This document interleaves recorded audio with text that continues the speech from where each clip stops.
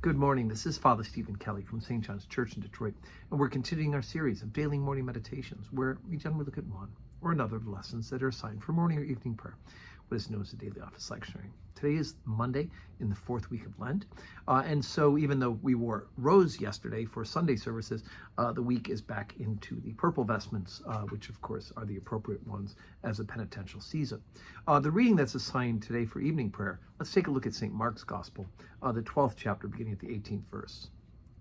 Then come unto him the Sadducees, which say there is no resurrection. And they asked him, saying, Master, Moses wrote unto us, if a man's brother die, and leave his wife behind him, and leave no children, that his brother should take his wife, and raise up seed unto his brother.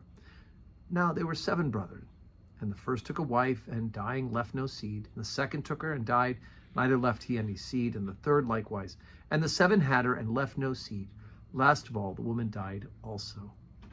In the resurrection, therefore, when they shall rise, whose wife shall she be of them?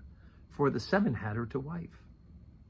And Jesus answering said unto them, Do ye not therefore err, because ye know not the Scriptures, neither the power of God? For when they shall rise from the dead, they neither marry, nor are given in marriage, but as are the angels which are in heaven.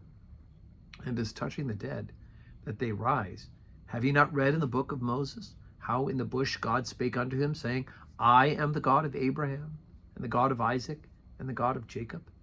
He is not the God of the dead, but the God of the living. Ye therefore do greatly err.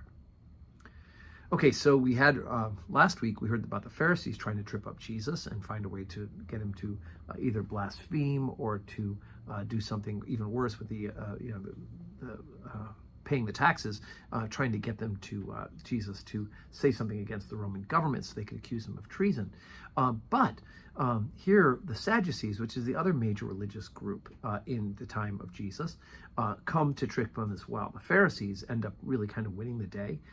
The type of Judaism we have now today is descended from Pharisaical Judaism. But the Pharisees did believe in the resurrection, but they did not. But the Sadducees do not. They only believed in the first 5 books of the Bible. They didn't follow the teachings of the prophets as well.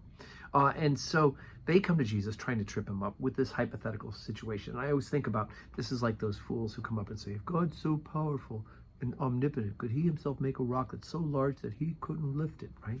And quite frankly, I remember hearing a preacher once say that when somebody asked that question, he said, look, if I had the right answer for you, if I had a good answer for you, would you repent and believe in the gospel?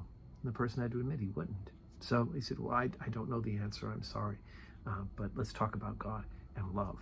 The Sadducees are doing the same sort of thing. They're trying to find a way to trip up Jesus by making this ridiculous hypothetical situation. And Jesus just gets right down to the chase. He said, look, marriage, and we say this in our marriage service, don't we? Till death do us part. And so will we see our spouses in heaven? I sure hope so. Will we be with our spouses in some way in heaven? I sure hope so. But just being in the presence of God in heaven will be more wonderful than we can imagine being with the spouses who we so dearly love.